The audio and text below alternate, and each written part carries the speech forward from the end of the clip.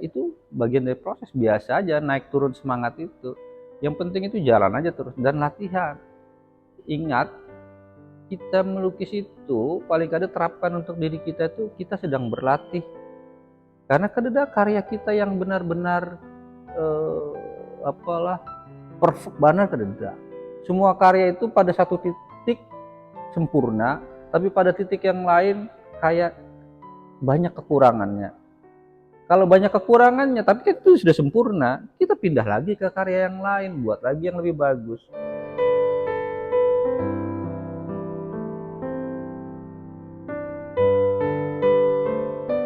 Aku Hajriansyah, pelukis. Selain melukis juga penulis, narasumber, pengelola kampung buku, ketua Dewan Kesenian Banjarmasin. Ya itulah kegiatan terakhir ya, lagi proses penyelesaian disertasi ini gitu. Oke, sudah berapa lama Bapak menjadi seorang seniman? Mungkin bisa diceritakan proses perjalanannya dari awal, Pak. Aku masuk ke lingkungan seni itu sejak SMA lah, atau bahkan mungkin lebih dini lah. Kalau ketertarikan kepada seni sudah sejak halus, sejak kecil lah. Sudah suka gambar itu ya sejak SD, bahkan mungkin sebelum SD mungkin coret-coret.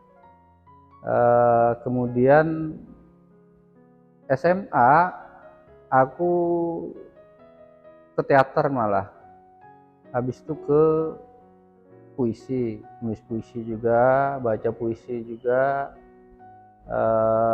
Makanya sebenarnya selain pelukis aku juga penulis. Nah, ketika kuliah 98 lulus SMA, aku memutuskan mendaftar ke Fakultas Sastra UGM sama ISI Yogyakarta, Institut Seni Indonesia Yogyakarta. Aku keterima tuh di justru USU Medan, sastra Melayu. Jadi aku punya dua kesukaan, menulis dan melukis. Itu bagian yang sudah sejak kecil aku gemari lah. Tapi kemudian aku milih karena Medan terlalu jauh.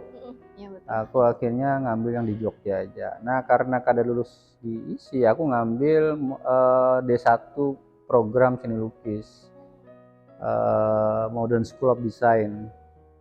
Aku ngambil jurusan seni lukis. Nah, tahun berikutnya aku nyoba lagi, daftar lagi di ISI dan masuk. Memang daftar di situ seleksinya ketat, terutama zaman-zaman itulah.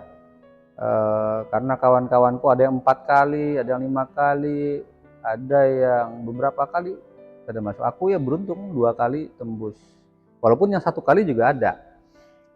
Nah, aku ngambil prodi seni lukis, jurusan seni murni, Fakultas Seni Rupa, Institut Seni Indonesia Yogyakarta. Aku kuliah kurang lebih 4 tahun atau 4,5 tahun lah. Tapi itu tidak selesai. Jadi di akhir aku sudah selesai sebenarnya kuliah, habis KKN, karena kesibukanku juga selain kuliah aku juga banyak di organisasi, menyelenggarakan pameran-pameran. Terakhir yang aku kelola itu adalah pameran Pratisara Avandia di Karya. Itu satu event pameran bergengsi di ISI Yogyakarta karena mendapatkan hadiah Avandi Prize. Aku ketua waktu itu.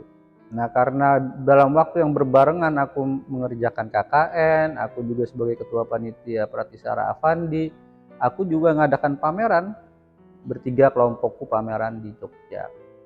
Jadi ya rencananya sih habis itu aku mau cuti 1 semester lah, sekaligus mengumpulkan bahan untuk tugas akhirku. Kalau di situ pilihannya 2, boleh ngambil tugas akhir berupa pameran 20 karya, atau nulis skripsi tentang karya seni. Nah, kayak gitulah.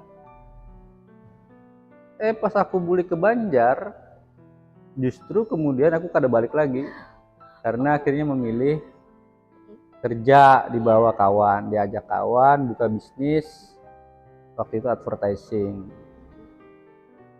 usahaku lumayan berkembang maju, sambil aku karena memang sejak SMA sudah bergaul di taman budaya, aku ikut teater, ikut sastra, ngelukis.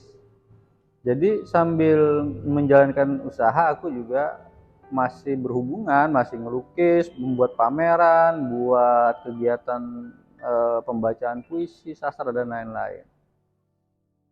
Sampai aku pada satu titik memutuskan berhenti ngelukis. Sempat berhenti ngelukis, Oh, oke, Pak. jadi lebih banyak ke menulis. Ya. Karena satu yang waktu itu ku pikirkan, seni rupa di Kalimantan Selatan ini tidak berkembang secara maksimal seperti halnya di pusat-pusat kebudayaan seperti Jogja, Bandung, itu karena pertama tidak ada kampus seni, dan yang kedua tidak ada penulis seni. Kalau kampus seni itu kan aku sudah jelas tidak mampu mengupayakan itu, tapi aku bisa mengupayakan menjadi penulis seni. Jadi selama mungkin 5-6 tahun aku banyak nulis tentang seni rupa di Kalimantan Selatan. Sejarah dari awal, sejarah dari tahun-tahun 40-an, perkembangannya terkini dan seterusnya. Makanya dari situ kemudian aku punya beberapa buku tentang seni rupa di Kalimantan Selatan, ada juga buku yang kutulis bersama dengan kawan-kawan dan lain-lain. Tapi sebagai pelukis memang kita kan sebagai seniman kadang bisa meninggalkan jati diri kita sebagai seniman. Ya ada hasrat keinginan untuk melukis. Walaupun sebenarnya aku tidak berhenti total lah ketika aku memutuskan menulis itu, aku masih melukis. Walaupun ya melukisnya kan paling ya satu dua. Ya dan memang laju produktivitas berkarya di Kalsel ini memang lambat lah. Betul. Orang bisa melukis 1-2 karya setahun itu sudah bagus. Padahal kalau di Jogja kita 1 bulan tidak punya lukisan itu bukan disebut pelukis. Nah, jadi ini ada perbedaan iklim produktivitas, kreativitas antara Jogja yang pernah kudiami selama kurang lebih 5 tahun dengan Banjarmasin yang juga punya sejarah seni rupa, punya sejarah seni, tapi produktivitasnya tidak seperti Jogja ya karena banyak hal, ekosistem pemerintah, dukungan masyarakat, pengetahuan dan lain sebagainya. Nah, makanya ketika tahun 2000-an sebelum pandemi aku memutuskan untuk balik melukis lagi, aku melukis dengan semangat Jogja. Aku bisa melukis dalam sebulan 3-4 karya, 1 tahun bisa 10-20 karya. Aku yakin pelukis di Kalimantan Selatan tidak punya produktivitas itu, karena itu hanya dimiliki orang-orang yang pernah hidup di lingkungan yang produktivitasnya tinggi. Dan sementara di kita melukis banyak, karya kadepayu, menyesaki ruangan, kan akhirnya kan jadi menyesaki ruangan. Sementara di Jogja kita kada peduli kadang-kadang. Pasar juga berkembang di Jogja. Tadi Banjarmasin, Kalimantan Selatan pasar tidak berkembang. Ya itu pilihan-pilihan kenapa, atau itu alasan-alasan kenapa produktivitas ini rendah. Karena orang bisa laku 1 karya setahun aja itu udah bagus. Di Jogja ya lain lah, jauh lah. Maka produktivitas pun berbeda. Nah, karena aku kemudian mulai kembali melukis dengan produktivitas semangat seperti di Jogja, ya aku harus menetapkan jadwal. Makanya sejak 2021 aku pameran setiap tahun. Dimulai di Banjarmasin, pameran tunggal lah, bukan pameran bersama. Di Banjarmasin, Banjarbaru, terakhir di Denpasar, di Bali. Sebenarnya tahun ini rencananya Jakarta atau Bandung. Tapi karena aku juga sebagai ketua Dewan Kesenian juga banyak kegiatan, aku juga mengelola namanya Banjarmasin Art Week, itu yang sampai ketiga tadi, tahun tadi. Aku tidak punya kesempatan untuk buat pameran. Nah, tapi untungnya ada anakku Hayun yang kemudian mengambil inisiatif. Dan kebetulan waktu yang bersamaan ini aku juga pameran di Jakarta, tapi pameran bersama berlima. Yaitu kuanggap sudah terwakil lah, akulah yang di luar Kalsel, ini yang di Kalimantan Selatan.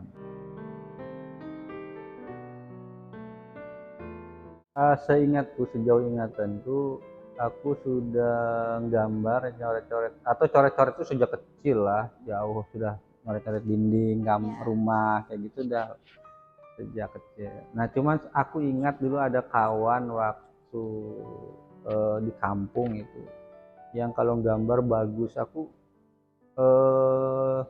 setiap kali lihat yang gambar itu kayak, wah ini nyamannya gambar cepat, Iya. bentuknya bagus dan seterusnya kayak gitulah. Ya aku kemudian ya mungkin terpengaruhinya lah. Terus kemudian zaman-zaman itu juga ada mainan gambar anak-anak itulah. Nah itu kadang-kadang suka niru di situ juga. Ya karena mungkin karena rancak atau sering gambar-gambar. Tapi aku paling kada Biasa. bisa tuh buat warna apa memberi warna sebenarnya. Aku suka tuh sketsa. Iya. Nah ini kan ada hubungannya dengan pilihan ekspresiku hari ini. Oke, Pak.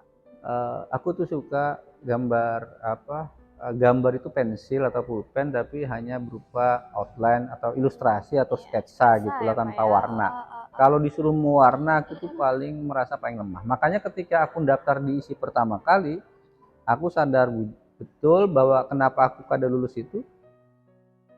Salah satu tesnya itu kan melukis cat air di atas kertas. Aku belum pernah melukis cat air di atas kertas. Kalau nyeket aku cepat, tapi kalau melukis cat air aku kada pernah. Nah itu kemungkinan yang aku tahu itu kemungkinan besar aku kada masuk, karena aku kada terbiasa menggunakan warna. Iya, iya. Atau bisa mewarna tapi kada, maksudnya kurang secara teknis kurang mahir lah. Nah baru yang daftar kedua kan karena sudah di MSD sudah belajar, ya langsung masuk. Ketika kuliah tentu kita ini kan belajar banyak hal, dikenalkan sejarah seni rupa barat, sejarah seni rupa timur, sejarah estetika, tokoh-tokoh seni rupa dunia atau isme-isme dalam perkembangan seni rupa dunia dari zaman Renaissance atau dari zaman klasik, Renaissance, neoklasik, romantik, kemudian realis, kemudian impresionis dan seterusnya sampai kubisme, sampai futurisme, sampai kemudian pop art dan kontemporer, seni kontemporer. Kalau awal-awal aku ngelukis, aku itu sangat terkesan misal dengan karya-karya pelukis impresionis. Di antaranya yang paling suka dan itu tokohnya adalah Monet. Jean-Claude Monet. Itu pelukis impresionis Prancis. Karena nama impresionis itu diambil pertama kali dari lukisan Monet, judulnya aku lupa bahasa Prancis, tapi itu ada kritik dari salah satu kritikus seni di Prancis di koran Le Charifari itu yang menyebut bahwa karya Monet itu seperti cat dinding, tukang ngecat dinding bisa. Itu hanya kesan dalam bahasa Prancis impression gitu kan. Dari kata impression itulah muncul kemudian istilah impresionisme. Nah aku suka pelukis impresionis. Yang pertama Monet, yang paling aku ingat Monet. Ya ada Degas, ada Cézanne dan lain sebagainya. Habis itu ada yang juga aku suka, Van Gogh tentu saja sebagai pelopor atau kayak tokoh besar ekspresionis. Aku juga suka The Flaming dari Fauvism. Aku suka André Derain, aku suka Mati. Yang intinya semuanya itu ekspresi atau gaya seni rupanya itu menonjolkan kekuatan sapuan coretan garis, kekuatan garis dan impresi warna yang bebas, ekspresif.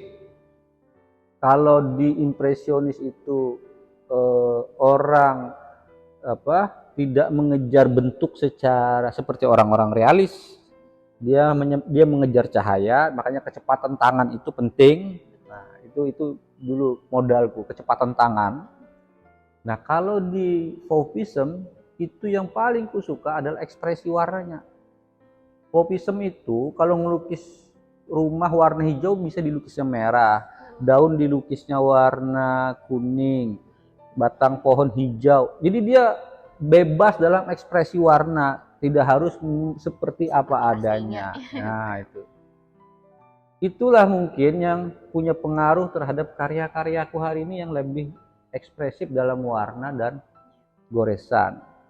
Aku juga senang karya-karya Picasso yang dari Kubism, yang dia mengeksplorasi bentuk deformatif secara bebas dengan bentuk-bentuk kubistik dan lain sebagainya. Nah, itulah yang memberi pengaruh kemudian pilihanku seperti ini karya-karyanya. Makanya aku sebut kemarin di awal pembukaan pameran, aku melukis seperti ini bukan aku nggak bisa melukis realis. Kami ini belajar melukis realis itu gambar bentuk aja ada 4 mata kuliah gambar bentuk. Gambar bentuk 1, gambar bentuk 2, gambar bentuk 3, gambar bentuk 4. Kalau mencoret membuat botol itu kami sudah kerjaan tiap hari. Membuat apel, terus kemudian gambar manusia, anatomi plastis, tangan, muka, detail itu kita paham betul. Jadi ketika kita memutuskan melukis seperti ini itu berdasarkan pilihan, bukan karena ketidakmampuan membuat bentuk yang realistik. Aku kalau orang pesan foto potret, kalau aku mau, walaupun aku kadang menerima pesanan, kalau aku mau melukiskan, ya aku bisa. Tapi sekali lagi pilihanku seperti ini. Karena ketika kuliah kami di sini lukis 1 sampai lukis 6 itu ada nanti di lukis 3 itu eksplorasi gagasan namanya. Jadi kita setelah melukis apa adanya seperti bentuk apa adanya itu, kita disuruh mencari kesukaan kita yang paling kita sukai. Mengeksplorasi bentukkah, mengeksplorasi warnakah, mengeksplorasi gariskah? Karena seni rupa itu kan jauh dari 3 hal itu. Garis, bentuk, warna. Nah, itu aja yang kemudian diutak-atik, dicari-cari dan lain sebagainya. Nah, kaitannya dengan menulis, aku ini ketika menulis di antara tema-tema yang ku suka adalah tema sungai, tema lingkungan, ya kerusakan lingkungan maksudku, tema spiritual. Narasi-narasi dalam lukisanku ini sangat dipengaruhi oleh bagaimana aku menulis. Bahkan secara visual pun kadang-kadang aku ekspresikan juga dengan tulisan. Jadi kalau lihat lukisan-lukisanku, banyak tulisan sebenarnya. Ada tulisan-tulisan, ada coret-coretan tulisan. Karena aku nulis puisi, kadang-kadang aku nulis puisi di dalam. Jadi kadang cukup hanya bentuk, warna, tapi aku juga nulis puisi kadang-kadang di dalam. Tapi itu kusamarkan, karena sekali lagi ini pilihannya adalah seni lukis atau seni rupa yang dia lebih eksplornya pada bentuk, garis, warna. Nah, puisi itu karena pilihan bawah sadar aja, karena aku juga penulis puisi. Dan tema-tema spiritual aku suka karena S2 aku program studi akhlak tasawuf ya, berkaitan dengan spiritualitas. Disertasiku juga bicara tentang spiritualitas orang Banjar. Jadi memang spiritualitas itu adalah dunia yang aku geluti secara akademis dan juga secara personal. Kayak gitu.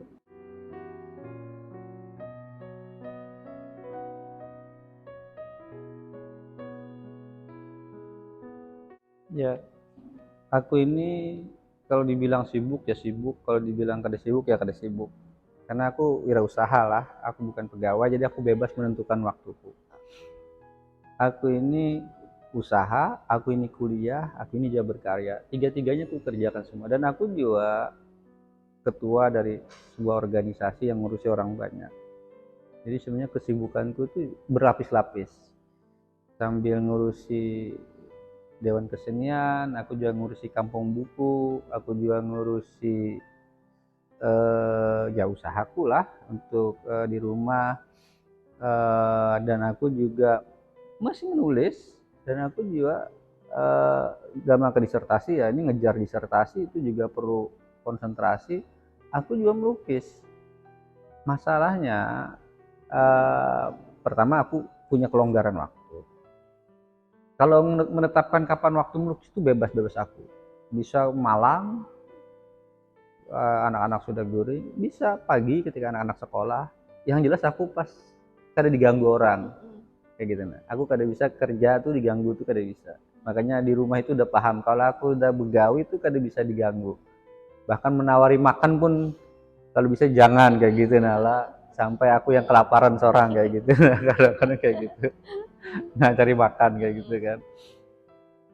Ya jadi semuanya aku kerjakan secara bersama-sama, dan aku karena cepat, semua prosesku tuh cepat. Aku kalau melukis tuh cepat sebenarnya. Aku bisa menyelesaikan karya ini 1 jam 2 jam bisa. Walaupun itu maksudku karena kami terlatih lah waktu kuliah itu, sudah setiap hari buat gambar, buat ini itu sudah biasa. Tangan kami ini sudah dilatih 1 semester 1000 sketsa, sekian ratus karya, itu udah biasa. Tangan kami ini sudah dilatih. Jadi cepat. Apalagi pilihanku ekspresif, bukan realis. Makanya aku sejak awal kada milih realis. Karena kalau aku milih realis, aku pasti milih super realis, bukan realis yang sekedar realis. Nah, untuk mengejar super realis, aku pernah nyoba. Itu waktunya lambat benar. Membuat satu lukisan bisa berbulan-bulan karena detail-detailnya. Nah, makanya aku pilih yang ekspresif, itu yang paling mewakili diriku, dan kemudian itu paling efektif juga. Aku membagi waktu kayak gitu. Nah, masalahnya ketika berproses itu kan aku melukis itu berkali-kali, aku berulang-ulang. Ada satu karya mungkin saat ini dianggap kayak selesai, tapi karena dulu lah. Karena bisa aja aku lapis lagi, ku tutup lagi, ku coret lagi, itu berkali-kali, berapa kali. Makanya sebenarnya ini kalau dilihat pakai mungkinan lah, itu sebenarnya lapisannya banyak. Bisa sampai 4-6 lapisan. Hanya karena ya kita kan hanya lihat hasil akhir kan.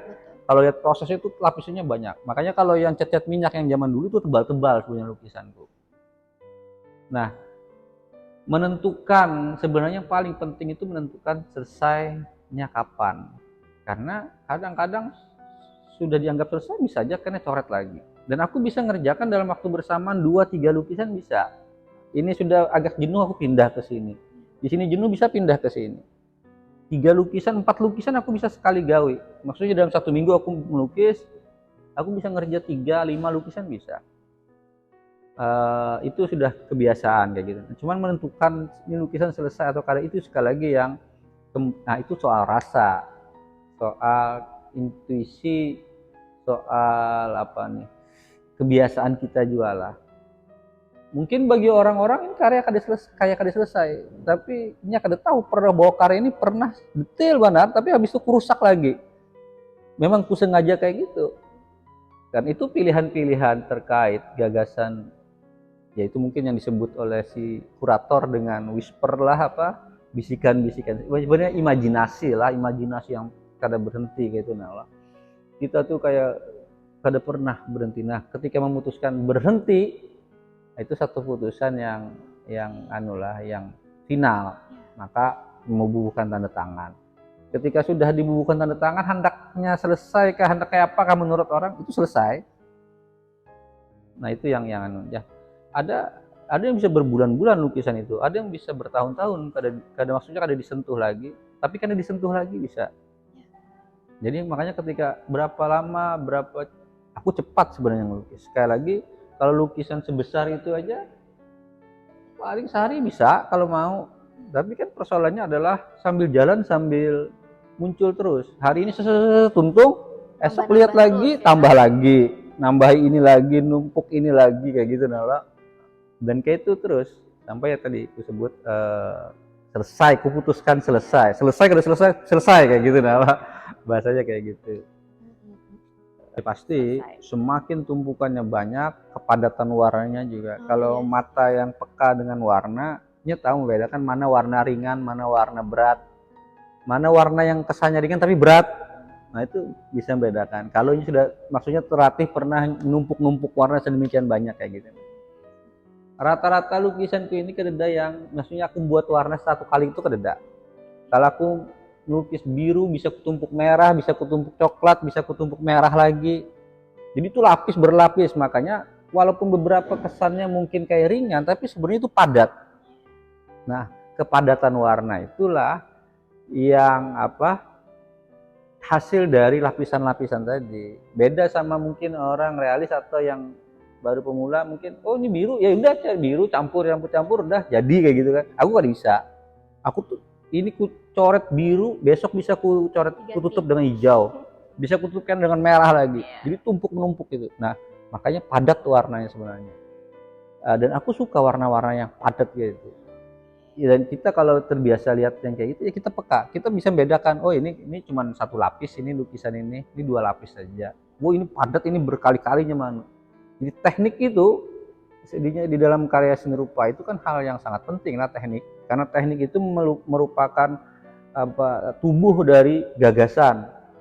Gagasan penting, kita mencari gagasan aja kadang-kadang kan perlu waktu, perlu merenung dan seterusnya. Tapi mewujudkan gagasan dalam teknik itu sama beratnya dengan memikirkan gagasan. Makanya teknik itu setiap pelukis biasanya akhirnya punya teknik-tekniknya sendiri.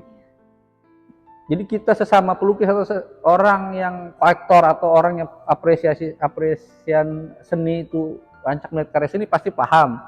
Oh ini tekniknya kayak gini, ini tekniknya gini, ini karya si ini karya si ini. Kita melihat dari jauh aja, oh ini warna, ini Sujoyono, oh ini Avandi, tahu kita walaupun kadang lihat ada tanda tangan di sana, karena kebiasaan kita melihat itu. Nah ya kebiasaan melihat dan kebiasaan kita menerapkannya juga pada diri kita. Kepekaan-kepekaan seperti itu yang hanya bisa didapat kalau orang produktivitasnya tinggi.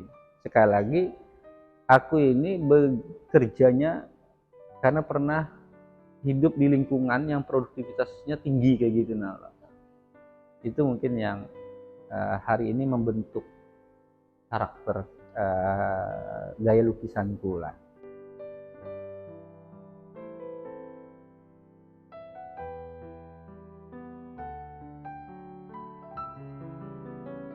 Kalau aku kira naik turun mood atau naik turun semangat mental itu problem semua seniman sampai kapan aja, karena seniman itu memang inya terus bergerak dan selama bergerak dia selalu punya masalah kayak gitu. Yang jadi kededam sesenior apapun seniman tetap pasti punya kegelisahan, pernah merasakan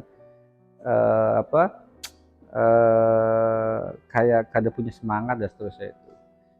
Tapi kalau kita sebenarnya terbiasa berlatih, hal-hal yang seperti itu biasa aja. Itu bagian dari proses. Nah, seni itu kan proses. Karena kita pernah berproses sedemikian waktunya tuh sedemikian padat dengan banyak karya, dengan banyak tugas, sehingga kita tidak terlalu terpengaruh benar. Ya kalau lagi mood kurang ya sudah stop, santai, jalan-jalan, cari kesibukan lain, biasa aja. Kada perlu dipaksakan untuk kemudian harus selesai, tidak perlu juga. Dan aku kan kebetulan karena juga punya banyak kegiatan, jadi aku bisa aku jenuh melukis, aku pindah nulis. Aku jenuh nulis, aku bisa mengurusi hal usaha yang lain. Jadi aku punya banyak pilihan yang aku bisa pindah-pindah kayak gitu. Sehingga aku merasa kada pernah yang paling adalah sejauh inilah yang jatuh benar terus kemudian berhenti lama. Kecuali tadi lah ketika aku memang memutuskan berhenti untuk nulis kayak gitu kan. Tapi bukan karena aku kada punya semangat. Jadi sekali lagi kalau untuk yang muda-muda atau siapa aja itu bagian dari proses, biasa aja naik turun semangat itu. Yang penting itu jalan aja terus dan latihan. Ingat, kita melukis itu paling kada terapkan untuk diri kita itu kita sedang berlatih. Karena kada karya kita yang benar-benar perfect benar, kada. Semua karya itu pada satu titik sempurna, tapi pada titik yang lain kayak banyak kekurangannya. Kalau banyak kekurangannya tapi itu sudah sempurna, kita pindah lagi ke karya yang lain, buat lagi yang lebih bagus. Selesai, karena juga ada satu titik kita merasa jelek lah, ya sudah pindah lagi karya yang lain, sempurnakan di karya yang lain. Jadi kada berkutat di satu karya terus. Nah makanya tadi ku bilang, pertama kuncinya latihan, kedua menentukan selesainya karya itu kan perlu kepekaan, perlu kemampuan imajinasi, menyetop imajinasi kayak gitu. Itu waktu. Seiring waktu kita bisa lebih efektif dalam hal itu. Tapi ketika kita berlatih ya wajar, itu bagian dari proses yang ya ada saatnya moodnya lagi ini banar, ya sudah kan bisa dipikirkan, bawa guring, bawa jalan-jalan, bawa refreshing. Jadi kada perlu juga harus kayak terpaku pada kali kada selesai lalu kemudian menjadi oh berhenti melukis, oh jadi kada ini lagi. Bahkan kemudian takutan dilihat orang supan karyanya kada bagus. Semua karya kita tuh pada satu titik kada bagus, tapi pada titik yang lain sempurna kayak gitu. Nah jadi tinggal kita konsisten aja terus berkelanjutan. Dan kalau ya biasa lah orang melukis 1, 2, 10, mungkin yang pemula kan sudah merasa cukup lah. Kita ini mungkin sudah ribuan karyanya, ratusan, jadi kita biasa aja kayak gitu. Nah yang penting kan jalan terus kayak gitu.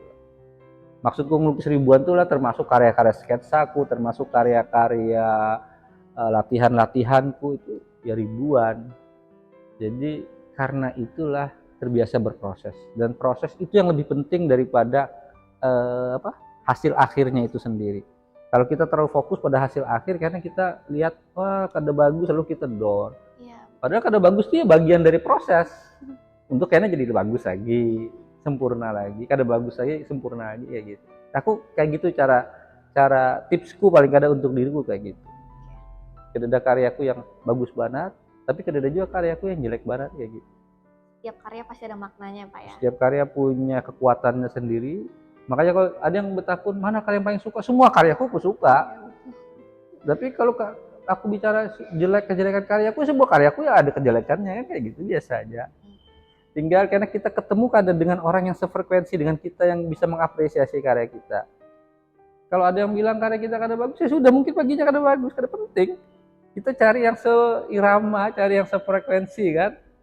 Dan pasti ada, karena kalau kita melakukan sesuatu secara konsisten, berkesinambungan, itu pasti bagus.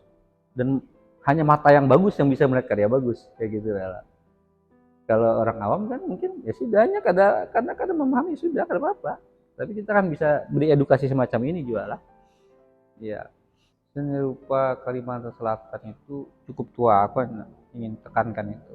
Karena paling kadang menurut catatan Claire Holt, sejarawan seni rupa itu yang ditulis tahun 60-an bukunya itu, orang Banjar kenal seni lukis itu sejak Belanda datang di abad-abad 17 membawa souvenir-souvenir berupa lukisan-lukisan Eropa itu. Bahkan dikatakan Syaharsat itu juga punya bisa melukis. Makanya dia ahli kaligrafi juga. Tapi seni lukis modern di Kalimantan Selatan paling kada dimulai dari periodenya Gusti Solihin Hasan tahun 53 mewakili Indonesia bersama Afandi dan Kusnadi mengikuti pameran Bienal Sao Paulo di Brazil yang kedua, membawa sekitar 60-an karya pelukis Indonesia. Nah, itu Gusti Solihin Hasan, orang Banjar, yang kemudian meninggal di Bali. Jadi sejarah seni rupa modern di Kalimantan Selatan beriringan dengan sejarah seni rupa modern yang waktu itu pusatnya adalah Yogyakarta dan Jakarta, Bandung juga gitu kan. Sama. Persoalannya apa? Kita kadang berkembang kayak mereka. Banyak hal pasti. Di antaranya kita kadang punya perguruan tinggi yang menjadi laboratorium bagi melahirkan bibit-bibit unggul pelukis. Kita kadang punya kompetisi sehingga dengan begitu juga yang ketat seperti di Jawa. Jadi kalau kita hari ini kenal misal di Jogja, di Bandung, di Jakarta itu ada sekian pelukis, itu hanya sepersekian dari yang lulus kuliah, yang keluar dari SMSR, Sekolah Menengah Seni Rupa, dari Institut Seni Indonesia, dari Modern School of Design, ada ribuan setiap tahun. Dari yang ribuan jadi paling hanya puluhan paling banyak. Kita kan ada kompetisi, iklim kompetisi macam itu. Kita kan punya kampus. Aku ini sejak 2024 pulang dari Jogja itu menginisiasi membantu pameran-pameran dan sulit sekali meregenerasi pelukis di Kalimantan Selatan. Pelukis-pelukis baru datang paling berapa sih? 5 setahun. Habis itu hilang lagi. Kenapa ya? Karena kadang nukari di Jogja berkembang pasar. Betul. Kita kadang berkembang itu jauh pasar. Kompetisi kurang, sangat bahkan kalau dibanding Jogja dan lain kampus kededa. Bahan kita ya alhamdulillah sekarang internet nyaman, kita bisa beli langsung Jakarta. Dulu kita kalau hendak beli bahan, kalau di Banjar ya kada bisa beli yang bagus, bahan-bahan yang standar banar kayak gitu. Nah, hari ini bisa lebih mudah.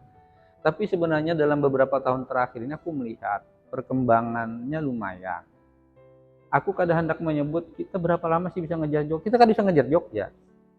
Yang penting itu kita tumbuh secara sehat sesuai tahapan-tahapannya. Misal beberapa tahun terakhir ini dalam 1 tahun pameran di Banjarmasin atau dari Kalimantan Selatan itu ada sekitar 5 sampai 7 8 pameran. Dan itu tersebar di kafe, di tempat-tempat semacam ini, di taman budaya. Kalau dulu paling kadang sampai mungkin 4-5 tahun yang lalu, pameran itu setahun cuma 2 kali yang diadakan taman budaya, program pemerintah. Kalau kada itu orang kadang ngelukis. Nah sekarang banyak berkembang. Itu satu hal yang menarik. Kedua, beberapa waktu ini Badri misal, ini terutama dimulai dari Banjarmasin Art Week yang diinisiasi Dewan Kesenian Banjarmasin. Badri kan jadi kurator 1, kurator 2, aku minta jadi kurator. Pengalaman mengelola BAW itu memberi Badri modal jiwa wawasan. Kemudian akhirnya nyembuhinya awalnya dengan beberapa kawan-kawan, lalu kemudian pada akhirnya ya buat pameran di Sanggar Solihin. Berani masuknya berbayar. Karena ya ada contoh di Jogja, ada Artjok memang sudah lawas berbayar dengan harga yang sangat tinggi, bahkan Artjok itu tiket masuk berapa sekarang? Dulu pernah sampai 100 sampai 150. Sekarang mungkin 75.000 lah Artjok lah, tapi pengunjungnya ratusan ribu tuh. Artsub terakhir Art Surabaya kurang lebih kalau tidak salah jadi kawanku yang bantu menghandle itu ada 60.000 selama kurang lebih 2-3 minggu. Padahal harga tiketnya 100 sampai 150.000. Berkaca pada Badri yang kemarinnya buat di Sanggar Solihin dengan 20.000 sampai 25.000, 1 bulan pameran bisa sampai pengunjung 4.000. Nah itu satu kemajuan. Ya ternyata kada semudah itu juga. Ketika kita coba terapkan di BAW semalam sepi, kada bisa ngejar 1.000 pun kada bisa ngejar. Di sini mungkin juga sama. Tapi ini ini satu kemajuan kupikirlah ada upaya-upaya semacam itu. Memang kita masih belum dapat lagi kalau sebenarnya Jogja itu pun kolektor-kolektor bukan dari Jogja. Orang Jogja tuh rata-rata pelukis. Tapi orang Jogja sendiri kalau lihat lukisan 10 juta itu udah stres lihatnya, apalagi ratusan sampai miliaran kan. Pembelinya itu dari Magelang, dari Jakarta, dari luar dan mana-mana. Nah kayak gitu nah. Jadi kita kadang mesti juga nunggu sebenarnya orang Banjar beli lukisan, walaupun ya kita berharap sementara ini. Tapi kalau kita bisa meningkatkan kualitas, ya kan bisa aja pembelinya dari Jogja, dari mana, Kalteng, dari mana, dan seterusnya itu bisa terjadi. Tapi ya sekali lagi yang penting adalah kita berprosesnya itu nah. Untuk ngejar Jogja, setara Jogja kadang mungkin. Karena sambil kita ngejar dia berlari juga. Jadi kadang pernah bisa terkejar, kecuali karena kemudian stuck. Kita yang maju terus, nah itu baru bisa terkejar. Dan itu kadang mungkin. Selama ada kampus seni di sana itu kadang mungkin mereka terus berproses. Tapi paling kadang kita berproses terus. Ini kan sudah ada kemajuan, pameran sudah lebih banyak. Badri terakhir kami berdua pernah merancang hendak buat ya minimal program studi kah yang terkait pendidikan seni rupa apa di sini. Itu mungkin bisa terjadi karena anak-anak muda datang pameran wani bayar, ada yang kasih gift, ada yang ya sudah berencana hendak jadi kolektor, ada seterusnya itu kemajuan. Kupikir kalau yang penting sih sebenarnya kualitas karya jalan terus, pameran banyaki, ya karena kita akan sampai pada titik yang lebih baik lah kayak gitu. Kita nih mungkin karena kita mungkin pamerannya belum sering dan kada terbiasa publikasi, tapi sebenarnya kada juga lah. Kita belum ketemu aja sih, belum ketemu aja.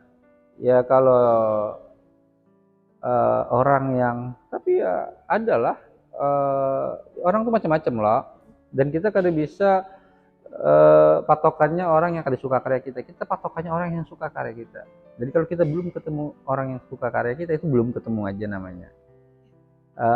Tapi kita terus berproses, satu hari pasti ketemu yang bahasa anak muda hari ini Satu frekuensi. Satu frekuensi Iya. lah kayak gitu, matching anunya kayak gitu Nala. Karena Avandi, Sujoyono, siapapun itu semua sama, melukis terus. Kada laku, tapi ketemu Raka Sumican. Hendra Gunawan, wah masuk penjara, ngelukis kada ada yang payu atau murah, tiba-tiba ketemu dengan siapa tuh yang punya Ciputra. Akhirnya karyanya dibeli banyak, naik harganya. Ada lain-lain dan seterusnya. Kita mungkin belum ketemu aja. Tapi aku yakin sebenarnya orang Banjar bukannya kadang ngerti seni, belum. Kita belum lihat aja orang Banjar yang ini.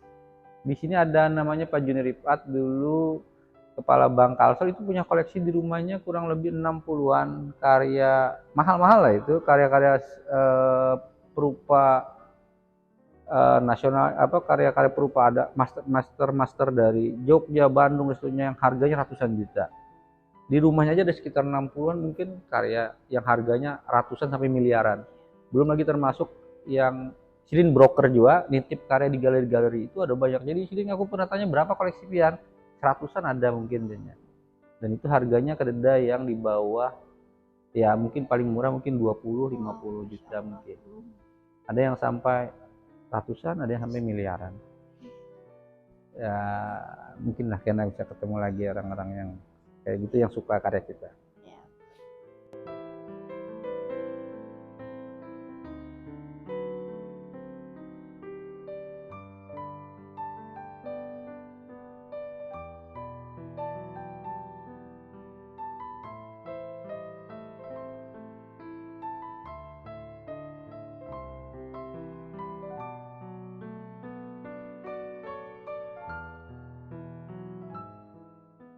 Ya ini judulnya Kalbu. Ini sebenarnya karya 2000 berapa itulah? 2 tahun yang lalu mungkin atau 1 tahun yang lalu. Ini pernah dipamerkan di pameran tunggalku di Denpasar di Bali kemarin. Sebenarnya sih biasa aja karya ini, tapi ini salah satu karya yang Hayun suka, makanya ini jadi iniannya. Dan itu juga ini dua aku ini kan jarang melukis dalam warna hitam. Dua karya ini aja yang karyaku cenderung gelap. Biasanya rata-rata warnanya agak cerah, atau kalau gelap pun gelapnya coklat, biru lah kayak gitu. Ya ini yang menggunakan hitam. Jadi sebenarnya ya kemudian ya memang ini dua karya ini adalah dua karya yang berbeda dan ya aku suka lah. Ini bicara tentang ini hati, jantung lah.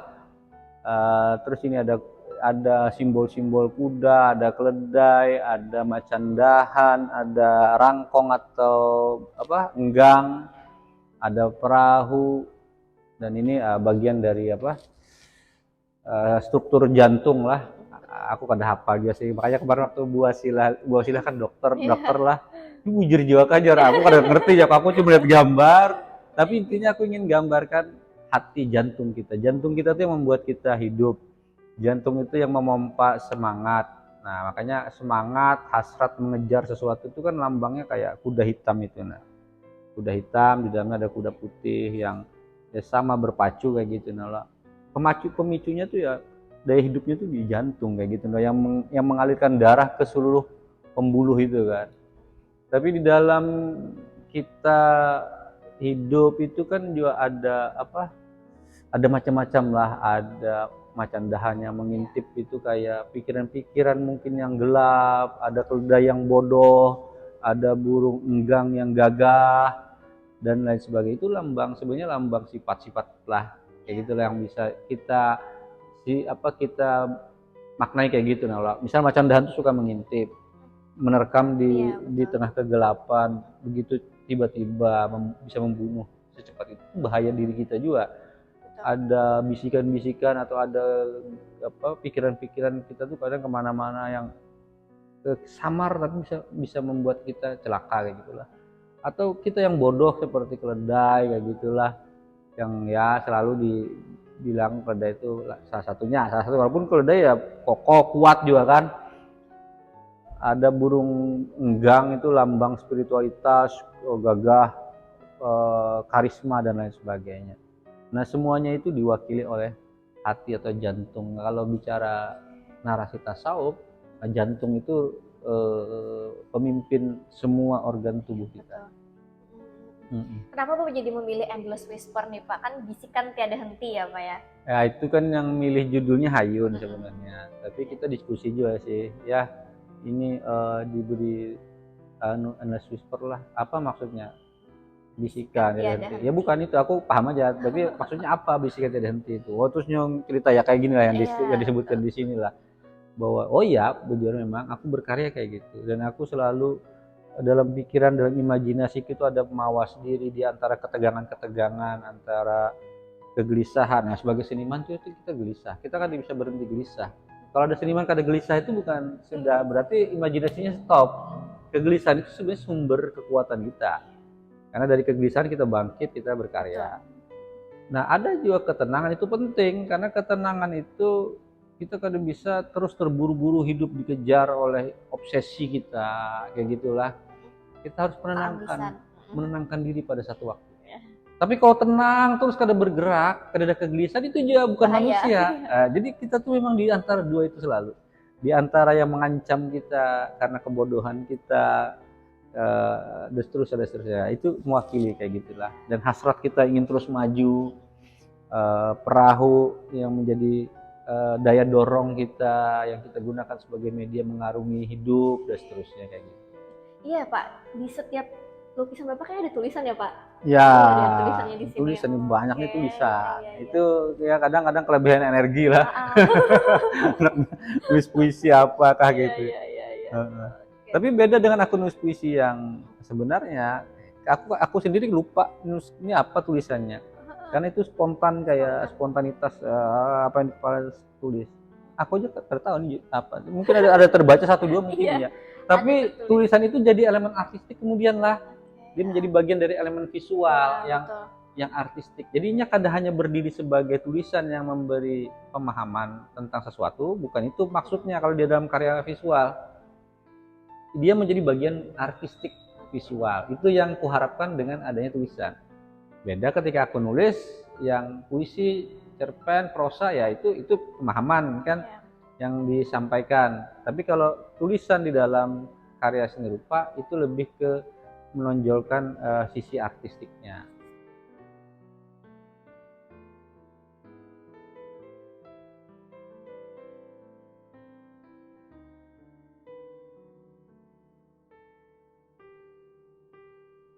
Ya, pameran ini kan ada sekitar 28, 29 sama yang di bawah lah karya. Dan ini sebenarnya mewakili berbagai periode. Paling tua itu yang 2010, ada 2011, ada 2020, 2021, 2022, 2023 dan 2024 yang paling akhir baru kulukis mungkin 1-2 minggu yang lalu, 3 minggu yang lalu lah.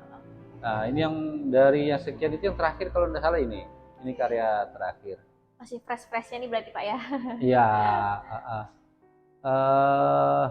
Sebelumnya kan aku melukis orang apa kupu-kupu lah. Nah, tiba-tiba kemarin awalnya aku melukis orang ini aja dengan gambar sayap. Tadi sekali lagi aku bicara aku suka orang sayap lah, sayap itu melambangkan kebebasan. Aku awalnya gambar orang ini aja. Tapi lalu kemudian apa untuk mengisi background ini biar kada kosong. Nah, pertama sudah aku buat ini coretan. Sekali lagi kalau aku nulis itu kan harus dilihat dia sebagai elemen artistik bukan untuk memberi pemahaman. Makanya kadang ada yang coretannya bebas, tulisnya sampai kali bisa dikenali karena goresannya lagi kayak gitu juga. Tapi ada yang agak kayak gini, sebagian bisa terbaca lah. Karena formal juga bentuknya. Pertama ini secara simetris ininya apa? Secara keseimbangan dia pakai apa? Formal lah. Secara balance formal, jadi simetris di tengah. Aku jarang biasanya ngelukis sesuatu objek tuh di tengah. Aku biasa agak ke pinggir. Aku lebih senang yang balance asimetris. Nah makanya ini agak berbeda juga sih. Aku tiba-tiba hendak gambar yang simetris kayak gitu, nah, makanya bentuk-bentuknya pun sebenarnya agak formal. Lalu awalnya apa aku beri, karena ada sebelum ini aku gambar orang tapi sayapnya kupu-kupu. Nah, aku memang suka sayap kupu-kupu, tapi kayaknya sayap capung dia menarik kayak gitu, aku cobalah. Dan ya ternyata ini bang terakhir pilihannya. Lalu karena merasa kosong, ini sudah tumpukan warna ini banyak sekali dah ini. Ku tambahin lagi dengan tulisan-tulisan. Ya sebagian terbaca, sebagian kada. Masih kayak ada yang ganggu, ku tambahin lagi coret-coret kota-kota di dalam iya, sini. Nah kalau figurnya sendiri ini mengingat aku tuh kalau entahlah, kalau generasi kalian tahu ada yang korek api zaman bahari itu yang Begesek. ya yang ada gambar Sultan Istanbul itu. Nah sebenarnya itu ngambil ininya tuh Sultan Istanbul. Kan pakai topi tinggi itu kan. Tapi kalau ininya memang bentuk orang semadi, orang merenung kayak gitu nala itulah. Nah sayap capung itu kan punya mata dimensinya banyak lah. Kalau ngeliat sesuatu tuh kan kayak sesuatu tuh terlihat seperti semua ada di depannya kayak gitu nala. Nah orang melihat kehidupan tuh kan mestinya kayak gitulah. Apa aku yang banyak punya sisi lah nulis ini. Jadi kada bisa melihat sesuatu tuh hanya fokus satu lalu kemudian berhenti. Aku satu pindah sini, lalu kita harus punya cara pandang yang luas. Tapi itu kadang buat lelah. Maka kita perlu istirahat, kita perlu merenung, kita perlu ya kalau ada namanya samadhi lah atau apalah namanya itu kan apapun namanya itu intinya kembali ke dalam diri merenung sesaat Meditasi Pak ya meditasi ya kayak gitu lalu kemudian ya diberilah sayap itu bukan untuk mengajak membawanya terbang tapi sebenarnya untuk bergerak aja supaya ada gerakan di belakang itu dan sayap capung itu ternyata pas aku ngelukisnya bagus ternyata aku hanya ini ngelukis sayap capung baru pertama kali berarti ya. Kalau kupu-kupu udah sering lah. Oke, luar biasa. Ini karya terakhir. Nah, karya-karya terakhirku aku juga harus sadar. Kalau dia 2023, karyaku tuh banyak dominan merah. Iya, Aku yang sadar itu. Pada waktu aku pameran di 2022 di Banjarbaru itu dominan biru. Nah, bisa lihat yang sebagian di sana ada. Yang di rumah lagi ada lagi. Bahkan ada yang nulis di katalog kemarin bilang bahwa dia memberi tekanan pada warna biruku. Jadi yang biru ini. Dikiranya aku cuma suka warna biru, tapi ternyata habis itu aku nulis merah kayak gitu. Ini Pak, iya. Dan bisa aja karena aku nulis hijau lagi kayak gitu kan. Tapi semua itu mewakili mungkin perasaan bawah sadar lah. Aku juga kada sengaja hendak melukis warna merah itu ya seorang warna merah ya umpat aja tiba-tiba yang lain button merah kayak gitu aja kayak gitu kan iya dikirain memang mau diselaraskan ini merah semua kayak gitu oh ya ketika display ya kita akhirnya selaraskan tapi maksudnya ini kan karya tidak berbarengan ini ada yang lebih ini setahun yang lalu ini baru aja kayak gitu nah.